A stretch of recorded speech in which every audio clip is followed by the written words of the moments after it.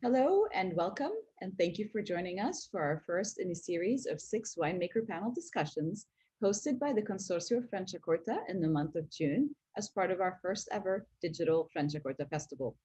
My name is May Mata Aliyah, and I am the Franciacorta ambassador here in New York. I will be moderating this discussion with all future discussions as well, so we hope that you will join us for those. And by way of a brief introduction for anyone who's joining us who may not be familiar with Franciacorta, in brief, it is a sparkling wine whereby the bubbles are created through a second fermentation that occurs within the bottle. And this results in a wine with very fine and elegantly textured bubbles. The region of Franciacorta is located in the northern part of Italy in the region of Lombardy, and it is hemmed on by the southern edge of Lake Iseo, which is the fourth largest lake in the Lombardy region. It's a rather small winemaking region. It just covers just over 7,000 acres of vineyard land. And the region is sort of shaped like an amphitheater. So the grapes grow within this somewhat protected amphitheater-shaped wine region with the moderating influence of the lake that is north of that wine growing region. So this is a very brief overview. Today, we'll be discussing the history of Franciacorta, and we'll be taking a step back to learn about the origins of the name, some of the steps that were created in the creation of this DOCG. And we are joined by 3 terrific producers from the region today, and I will be introducing them actually going from left to right on my screen. So the first person on the left of my screen is Cristina Zeliani. Cristina and her brothers, thank you, Cristina. Cristina and her brothers, Paolo and Arturo, are the current owners of the Guido Berlucchi Winery, she is in charge of communication, marketing, and hospitality. Franco Zeliani, who is Cristina's father, is considered the father of Franciacorta, and this year, 2021, marks the 60th anniversary of the very first bottle of Franciacorta, which he created at the Berlucchi Winery. The Berlucchi 61 label is a fitting tribute to the winery's legacy. Next, we're joined by Roberta Bianchi from Villa Franciacorta. Roberta, together with her husband, Paolo Pizziol, are the owners of Villa Franciacorta Winery. From her father, Alessandro Bianchi, who sadly passed away in March 2020, Roberta inherited both her passion for wine as well as the historic winery cellars. Alessandro Bianchi was among the founding members of the Franciacorta Consortium, which was created in 1990. And last but not least, to the very right of my screen, we have Riccardo Ricci Curbastro from the Ricci Curbastro Winery. And Riccardo is an agronomist, a winemaker, and the owner of Ricci Curbastro Winery. Riccardo's father was among the 11 founders of the Franciacorta appellation in 1967. And Riccardo was the president of the Consorzio Vini Franciacorta when they achieved their DOCG status in 1995. And since May 1998, he has been the president of the FEDERDOC, the National Confederation of Associations for the Protection of DOC Wines. Of note, the winery also has a fascinating agriculture and wine museum at the property, which is the result of more than 30 years of research. So should you ever have the opportunity to visit this wine region, and I hope that you do, you should visit all of those producers, but you should definitely make a stop at the museum, which is really fascinating. So thank you everybody for being here. Thank you, Cristina. Thank you, Roberta. Thank you, Riccardo, for joining me. All such wonderful members of the founding this appellation. And we're going to start by posing my first question. I will pose it to Riccardo. And I will say that whenever I try to introduce people to Franciacorta, one of the first stumbling blocks I have is the name and the origins of the name. Can you explain to us a little bit about the origins of Franciacorta name? What is it in reference to? Well, thanks. We have to go back 10 centuries ago when monks coming from Cluny settled down in our area. They probably brought in a couple of the grapes that we still use, that are Chardonnay and Pinot Bianco, and their monasteries were really powerful. So they were monks that were not responding to the local bishop, but also their goods, especially wine, were probably not paying any taxes, were moving from the countryside to the free city of Brescia that was at that time completely independent. So they were, in the Latin language of that time, free courts, in Latin Franciacorta. That's the origin of the name. By the way, the name Franciacorta appears for the first time on an official document in 1277, and it's an order given by the city of Brescia to two municipalities of Franciacorta, the villages of Rodengo and Gussago, to repair the bridge on the Mella River. Mella is the border, the east border of Franciacorta, facing the city of Brescia. And this order was given to these people, saying you have to repair it for you and for your friends of Franciacorta. That means that the use of the name was much more ancient, because they received an order and they were knowing perfectly who they were working for. That's the origin of the name. Great, thank you. And you mentioned the first documented mention of the wines was when, in 12? The first document talking about wines are probably a couple of books that, well, we have some informations during the Roman time and so on, but what is really concerning with our history are two books, both of the 16th century. The first was published in 1570 by a physician, Girolamo Conforti. He wrote Libellus de Vini Mordaci. Again, it was in Latin. That was the scientific language of that time. He was investigating how a wine that was very common, a wine that was a sparkling wine, was affecting the digestion. That was the interest of the doctor. Of course, he was doing that with an Aristotelian vision. That is not something that we are interested in today. But this document is very important because it's telling us that in that century, that means over 5 centuries ago, people was drinking a lot of sparkling wine produced in the region. The name of the sparkling at that time was Vino Mordace. In the same period, another person that is an agronomist, Agostino Gallo, published his 20 Days of the Agriculture and the Life in the Villa. And in this book, he's also telling us how they were producing a sparkling wine that was, of course, not fermenting in a bottle. The bottle was not yet invented. It was invented 2 centuries later. But they were practically stopping the fermentation of the most at mid-fermentation by sinking the barrels into wells or into cisterns with cold water. In this way, the cold was stopping the fermentation, and then in spring, they were able to take the barrel out. The fermentation was starting again, and they were getting a wine with bubbles. That's the origin of the tradition in the region that was then rediscovered in 1967 with the appellation. Wonderful. I love that. And now today we're also seeing some producers of sparkling wine putting wine underwater Yes, in bottles, but they're bubbles. Yeah. So that time it was barrels that were more reinforced with more iron around in order to let them ferment also. Wonderful. So there was a history of sparkling wine even back then, or intentionally trying to make sparkling wine even back then. Yes, Were they also making still wines as well in the region? The region was also producing still wines, white and red, of course. And so the first appellation was mentioning the three, the sparkling. At that time, the appellation was only one, Franciacorta, and it was white, red, and sparkling. Great. Thank you, Riccardo. This was wonderful. Now, Christina, over to you. We are celebrating the 60th anniversary of, I suppose, the release of the first sparkling Franciacorta that was envisioned by your father. So tell us a little bit about that. What was his inspiration to start making sparkling wine in Franciacorta?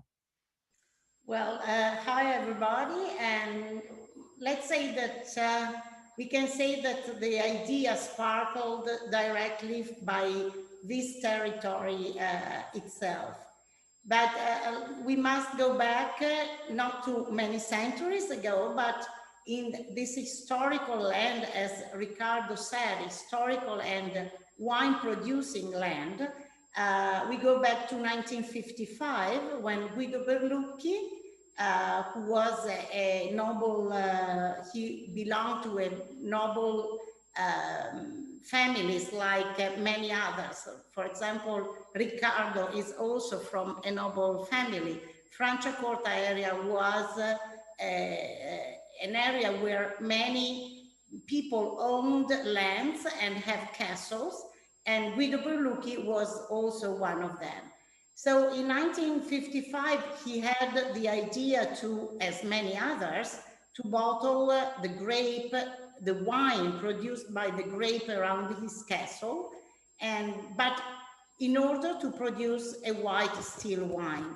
Actually, he didn't have such a expertise about producing wine because he wasn't really a winemaker, but and so he was looking for a consultant, and through a friend, through a common friend, he met my father, Franco Ziliani, who was 10 years younger than him and who had just graduated from a enology school in Alba, Piedmont, and who had a big dream. His dream was to produce what he always considered his favorite wine. So he wanted to produce a sparkling wine, but only using the so-called, in that time, Champenoise method. And now we call it traditional method. So with a secondary fermentation into the bottle, because he believed that soil, this land, the soil, the climate, and probably the grape, as they didn't have the grape was really a mixture of varieties, but using Pinot Blanc, he thought that he could reach a good quality. So it took some years of failing attempts because there were no proper corks, you know, in order to keep the pressure inside the bottle, no proper glass bottles because again, they have to be special, no tools, no equipment, and the only thing was, you remember, Riccardo, the only thing was passion and a very determined, innovative idea to reach what it was his big dream. And so, fortunately, finally, in 1961, as you said, that I think it was also a great vintage. They had the opportunity to bottle the wine produced from that harvest. And the number of bottles they produced were only 3,000.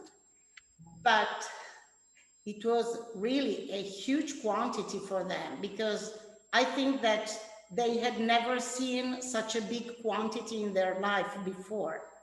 And so they stocked them in the antique cellar under Guido Berlucchi's castle, and they wait until the next year to taste it because they had their finger crossed.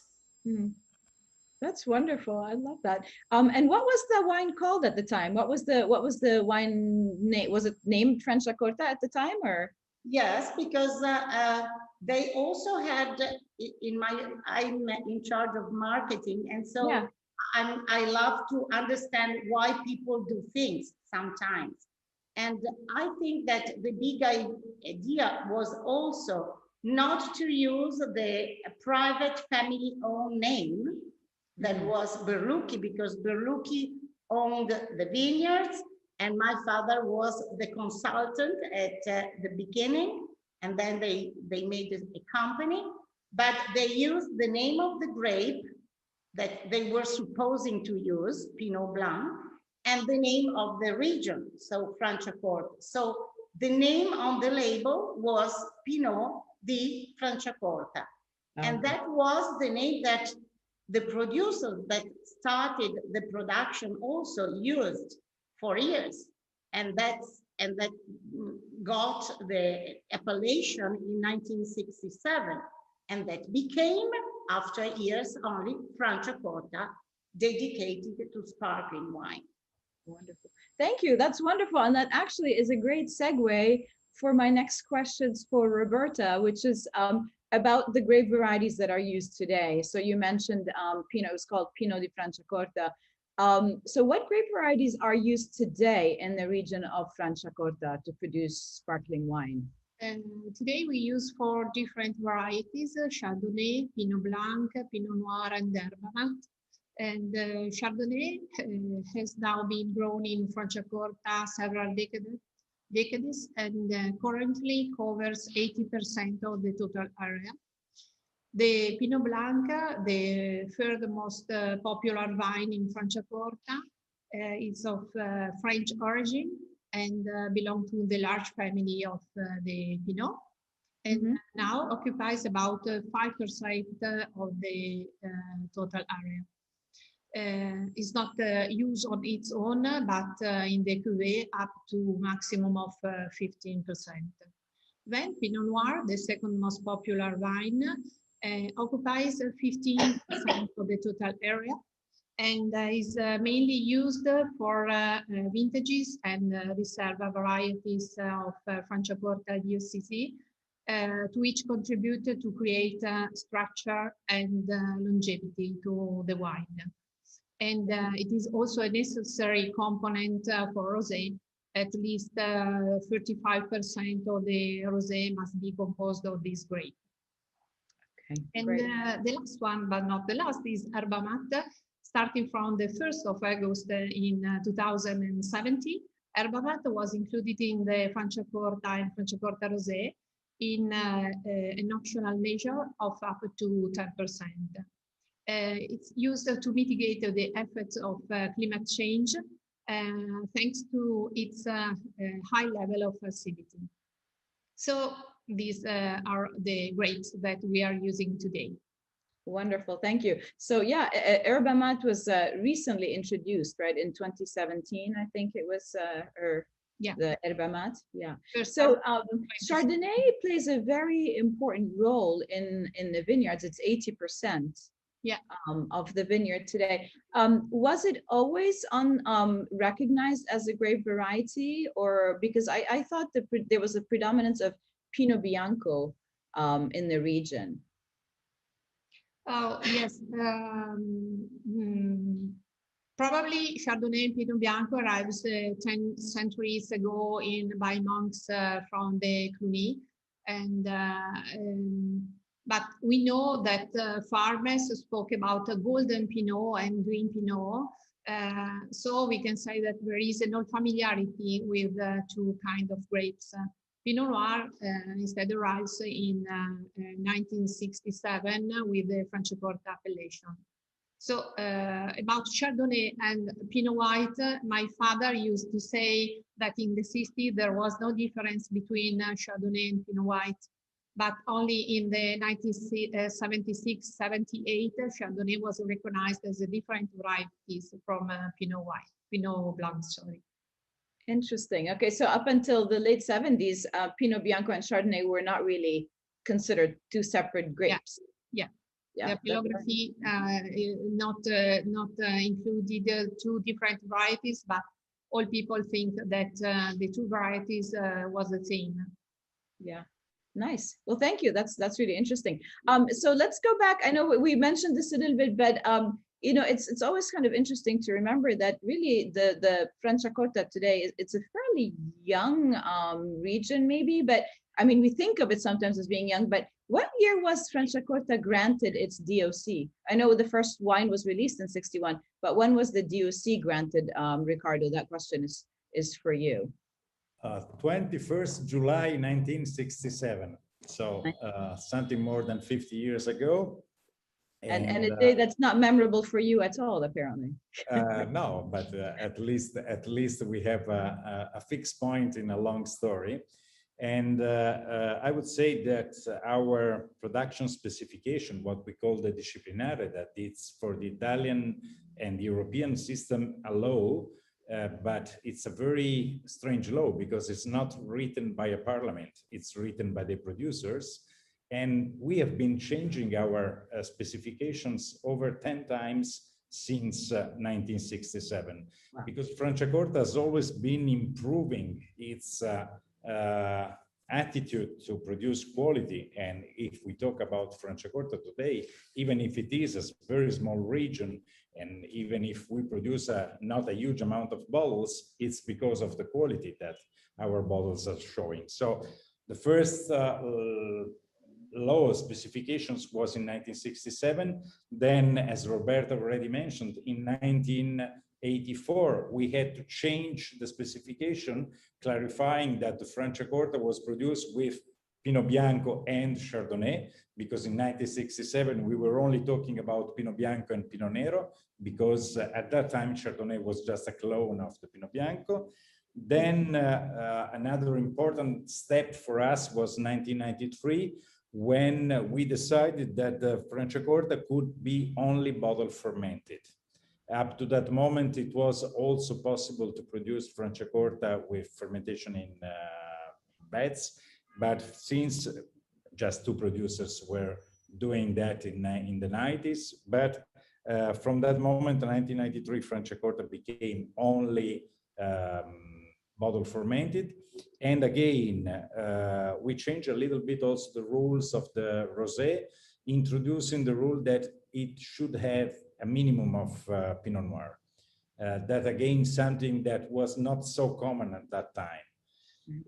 Finally, in 1995, you already mentioned it, we got the DOCG. And in that moment, we also splitted our appellation. Up to that moment, Franciacorta was white, red, and sparkling. Since 1995, we have Franciacorta DOCG.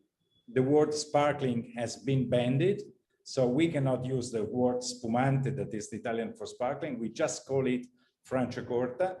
And then we created a second appellation that is Curte Franca DOC for the still wines, white and red. Curte Franca is simply the Latin name of the region. So it means, again, the same thing, but sounds different. And this was a very important moment, because for the consumers, for the market, it was much more easier to understand. I want a Franciacorta, means you want a bubbly wine or a wine with bubbles, long aging, and so on and so on. And on the other side, you can ask for a white or a red, asking for a Curte Franca. In 2008, we had another important moment when we introduced the Satin in our rules, in our specification. Satin is one of the typologies of the Franciacorta that can be Franciacorta, Franciacorta Rosé, or Franciacorta Satin. The name Satin is coming from silk, so it's a very velvet and round, rich wine, rich Franciacorta that it's a great combination with the with food. I'm going to interrupt you for 1 second, Riccardo, just to say that we are also doing a seminar on Satin, and we're doing one on Rosé coming up in the next few weeks. I just introduced this. Well, then we have been changing the rules again in 2010, 2017. A new one is ready to be published. I think in a few months we will get the new edition of our specification. So a lot of changes happening all the time, right? And every day. We always think about how to improve ourselves. Wonderful.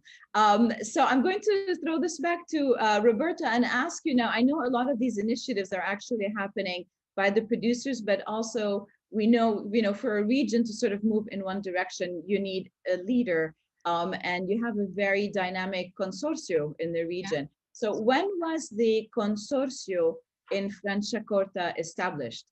Yes, on the 5th of March 1990, the voluntary Consorzio of the Protection of Franciacorta was founded, and 1 year later, in March 1991, the Franciacorta technical rules were approved.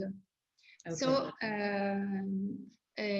Villa Franciacorta, one of the oldest cellars in Franciacorta, thanks to my father, Alessandro Bianchi, is one of the 29 consortium founding wineries.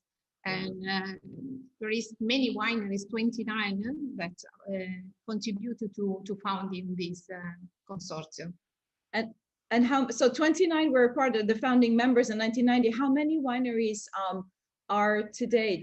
Do you know? I think how many members? It's correct. Yeah, that's amazing. Riccardo, I think. Yeah. So your father, Villa Franciacorta, was one of the first wineries. What were some others that were around back then? If you want, I can read, because 29 is not possible to remember all of them. Yeah. No, of course, we don't have time for all of them. Just okay, Ricci Curbastro is here, so it's not possible to mention it. And Monte Rossa, the first president, Bersi Serlini, Lo Sparviere, Maiolini, Castelveder, Barboglio, Cadel Bosco, Bella Vista, Mosnel, Uberti, there is many and many. So wonderful. Wonderful. Thank you. No, it's really nice to have people who are so influential in the establishment of the of this appellation of the DOCG to actually be joining us today to talk about the history. And then my final question is back to you, Christina. Today, when we, and Riccardo sort of mentioned this a little bit, but when we say today Franciacorta, we are talking about the sparkling wines, but you do also make some still wines in the region. And can you just remind me what the wines, the still wines of the region are presented as? Are they called, they're not called Franciacorta? Yes, because we decided to use Franciacorta name only exclusively for sparkling wine. And only, as Riccardo mentioned, only by secondary fermentation, so bottle fermentation, traditional method. So we cannot, when we ask for a bottle of bubbles produced here, we say, give me a bottle of Franciacorta. So we don't talk about sparkling wine from Franciacorta.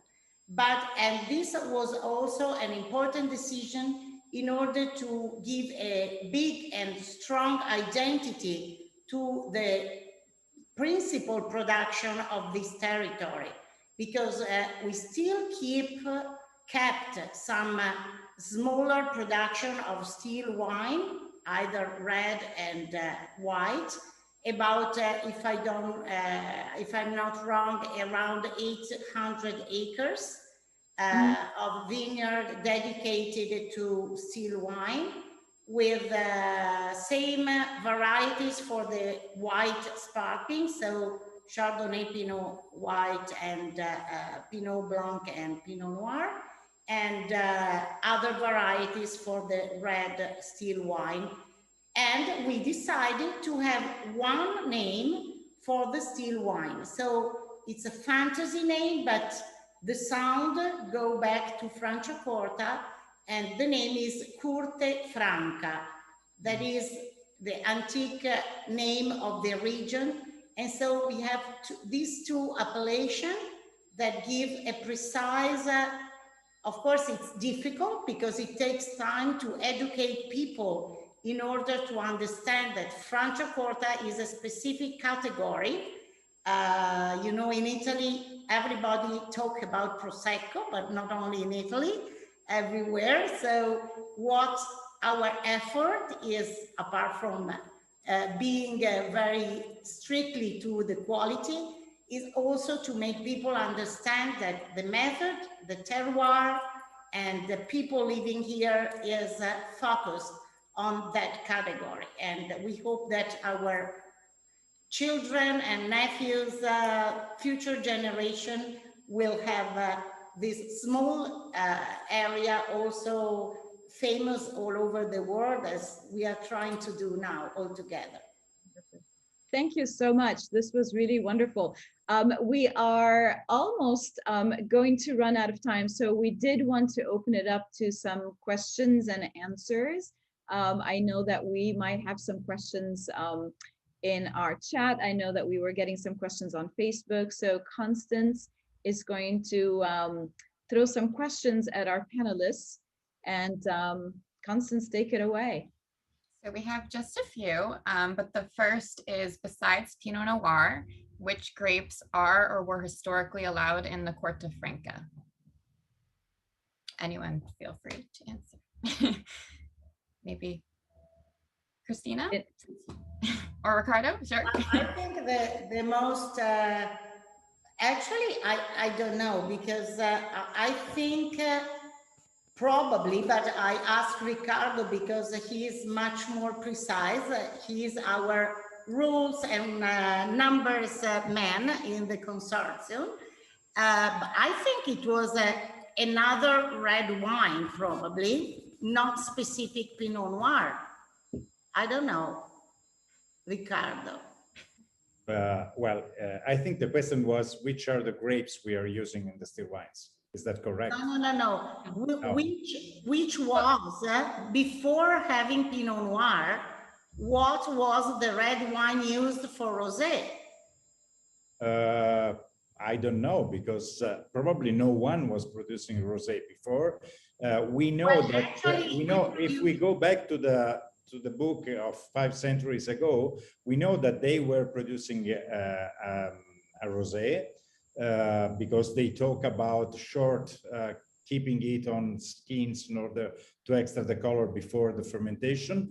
But we don't know which were the grapes, so we don't have something to compare. What we know in terms of red grapes in our area is that we have the Carmener, what today is called the Carmener, that was the Roman Vitis Biturica, that was brought in 2000 years ago by the Roman soldiers.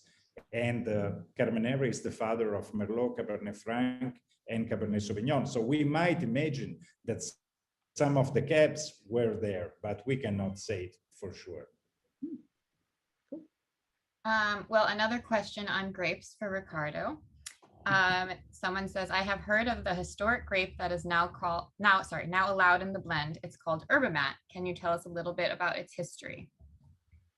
Well, again, we find information about this grape in Agostino Gallo book, so 5 centuries ago. We know that it's a grape that has a high acidity, so it was showing a long ripening season. It was mostly forgotten because of the high acidity. Now, with the general climate change, we decided to study it again. So 15 years ago, the Consorzio has been studying the grape. We've been starting vinifying a little bit of these grapes. And finally, we decided it was an interesting grape for the Franciacorta blend. So since 3 vintages now, it has been reintroduced in our specifications, so we can use this grape again. So as part of our history, was forgotten because of the general climate changing of that time. After the 16th century, the temperature fall down for what we call the small glaciation. Now that we are going into a very hot season, it's interesting again. Maybe because at that time people were looking for very sugary wines with much alcohol than acidity, because wine was used for personal, instead of steaks. So instead of meat, it was energy product. So people needed to have very strong wines. Nice. We have one follow-up question actually on the Herbamat. Why is it limited to just 10% today? Because when you change a tradition, when you do something new, you must be you must go slowly. So we decided to try it up to 10% in order to see if it's really the answer we were looking for. And maybe in the future, we might decide to increase the percentage. But actually, it's better to understand how it works. And we all have only 2-3 vintages of experience, not enough in the winemaking world. I just add something about, for example, we have only 2 hectares dedicated to Herbamat, and we haven't put any percentage in any cuvée, but we prepared some bottles of Franciacorta only made by Herbamat, because we want to test how it's going, and before saying that its quality is suitable for Franciacorta quality. We have a question from Switzerland now. Why is there a limited amount of demi-sec produced in the region? Because we want Franciacorta to be drunk with this fantastic food we have in Italy. So this is my opinion, but I let all the people answer about, because I think this is a personal idea that each single winery can have, you know, each single producer can, it's, you know, your own winemaking philosophy. Demi-sec is for, it's a product with a, that is perfect to be paired with dessert. But Franciacorta idea instead is to have a very complex and high acidity and structured wine. It's not a sparkling wine. It's a wine that happens to have bubbles. That's the difference. If I can answer, we in Villa Franciacorta, we produce a demi-sec. As Cristina told, is correct. It's some of philosophy that seller decide to have. We think that it's important to have a complete offer of the different varieties of sparkling wine, and the demi-sec help us to have a product for the, not also for the dessert, but it's very interesting to pair it with cheese, marinated cheese, to have a contrast between the sweetness and salts. And it's very important to have also acidity and structure. So you can have a demi-sec that is not also sugar, but because the sugar inside, as you know, is more than the other technology, but with the good acidity is able to clean the mouth and to have a good pairing with cheese. So it could be something different that complete all the range of your Franciacorta. I'm also a producer of demi-sec, by the way, and I think that another problem for demi-sec is that people cannot easily understand what demi-sec means. It's a little bit like for you Americans when we say that rye is sweeter than brut, and then you say, how is it possible? Unfortunately, it's a scale and you have to learn it, and no discussion about it works. The same is for demi-sec. Probably another name could be easier also for the consumers to approach this kind of wines. Anyway, it's a niche. All right, we have actually another question on the Corta Franca. Why must the rosso be a blend? Any? Why, master? Why was what? Why must the Corta Franca Rosso be a blend? Traditionally, it was a blend. Again, there are two philosophies in the world. On one side, in Europe, we mostly have wines that are coming from blends. And if we look at the American attitude or the American market and what the producers have been doing in order to achieve a better knowledge of what was in the bottle, they started producing wines that were made with one grape, or at least a blend of a couple of ones. That was easier to understand and also to recognize. For us, it's different because the wine has been originated by the local history. And so it was part of the daily meal. It was perfectly matching with the local food. And you know how rich is Italy about different traditions. So when you discuss about Italian wine, you must understand that it's a long history behind it. And blend was probably showing something that is more equilibrated compared to a single varietal wine. Makes sense. Christina, is your father still involved in the winery today? Yes, fortunately. Riccardo is laughing. He's 90 years old in a few days, on the 21st of June. Unfortunately, of course, he's not so powerful like he was until last year, actually.